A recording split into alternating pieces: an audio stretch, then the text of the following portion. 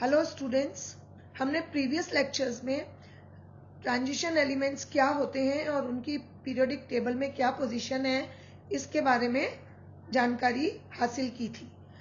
अभी हम आगे चलते हैं, ट्रांजिशन एलिमेंट्स के इलेक्ट्रॉनिक कॉन्फ़िगरेशन को देखते हैं कि उनमें इलेक्ट्रॉन्स किस प्रकार से भरे जाते हैं। तो ट्रांजिशन एलिमेंट्स की फर्स्ट सीरीज में इलेक्ट्रॉनिक कॉन्फ़िगरेशन लिखने के लिए हमें इस तरह से आगे चलना पड़ता है। ट्रांजिशन एलिमेंट्स की फर्स्ट सीरीज स्टार्ट होती है स्कैंडियम, जिसका एटॉमिक नंबर 21 है, वहां से।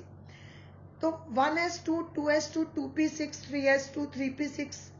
अब यहाँ पर 3d ऑर्बिटल में पहला इलेक्ट्रॉन आता है, इसलिए 3p6 के बाद 3d1, उसके बाद 4s2 इसका इलेक्ट्रॉनिक विन्यास होता है। आगे आने वाले तत्वों में इसी प्रकार से d ऑर्बिटल में इलेक्ट्रॉन नंबर 2, 3 इसी तरह से क्रमशः बढ़ते जाते हैं, यानी कि स्कैंडियम के बाद टाइटेनियम का इलेक्ट्रॉनिक विन्यास। अब देखिए 3p6 तक का जो इलेक्ट्रॉनिक कॉन्फ़िगरेशन है वो आर्गन गैस के इलेक्ट्रॉनिक कॉन्फ़िगरेशन के समान होता है, इसलिए हमें पूरा लिखने की जरूरत नहीं होती। हम केवल आर्गन का इलेक्ट्रॉनिक कॉन्फ़िगरेशन लिखकर एरो के बाद सीधा 3d2 इलेक्ट्रॉन शो कर देते हैं, जिसके बाद 4s2 आ ही जाता है। इसके बाद वेनेडियम 23 का इलेक्ट्रॉनिक कॉन्फ़िगरेशन 3d3 होता है, जिसमें 4s2 आगे इसी प्रकार चलता है।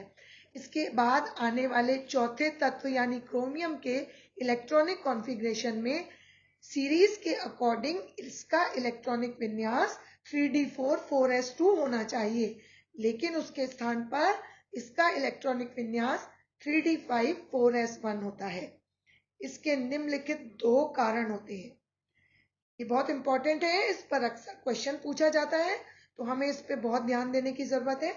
इसके क्या दो रीजन है? पहला रीजन है चूंकि 3d और 4s ऑर्बिटल की ऊर्जाओं में अंतर बहुत कम होता है, इसलिए इनमें इलेक्ट्रॉन का आदान प्रदान आसानी से हो जाता है और इसके लिए इन्हें पर्याप्त ऊर्जा माध्यम से ही मिल जाती है।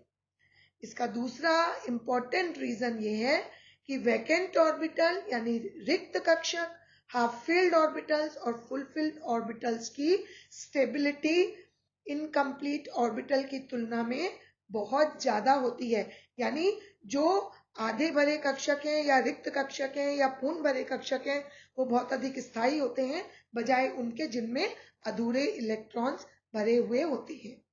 अब यदि क्रोमियम का इलेक्ट्रॉनिक कॉन्फ़िगरेशन 3d4 4s2 ही रहता है, तो इनमें केवल एक 4s ऑर्बिटल ही पूरी तरह भरा हुआ है, क्योंकि 4s2 है इसका इलेक्ट्रॉनिक कॉन्फ़िगरेशन, तो ये कितना भरा होता है? पूर्ण भरा कक्षक होता है। जबकि यदि इसका इलेक्ट्रॉनिक विन्यास 3d5 4s1 होता है, तो इनमें 3d ऑर्बिटल और 4s ऑर्बिटल दोनों हाफ फिल्ड स्टेट में होते हैं, यानी कि इनमें बहुत अधिक स्थायित्व वाला इलेक्ट्रॉनिक कॉन्फ़िगरेशन दिखाई पड़ता है, जिससे कि इसका स्थायित्व बहुत अधिक होता है, इसीलिए इसका इलेक्ट्रॉनिक विन्यास 3d5 4s1 हो जाएगा। अब आगे चलते हैं मैग्नीज पर, तो 3d5 ऐसे ही रहेगा, 4s2 आगे हो जाएगा, आयरन 26, कोबाल्ट 27 और निकेल 28 तक क्रमशः एक एक इलेक्ट्रॉन d ऑर्बिटल में बढ़ता चला जाता है। अब इसके बाद इसका अगला एलिमेंट निकेल 28 के बाद कॉपर 29 आता है।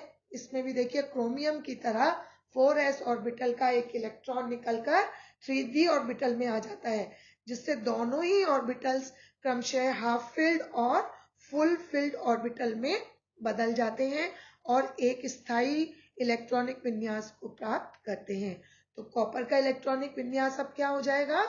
आर्गन के इलेक्ट्रॉनिक विन्यास के बाद 3d10 4s1 और जिंक का इलेक्ट्रॉनिक विन्यास 3d10 4s2 होता है। आपको मैं फिर से याद दिला दूं कि zinc 30 fully filled d orbital होने के कारण ट्रांजिशन एलिमेंट नहीं माना जाता। Thank you.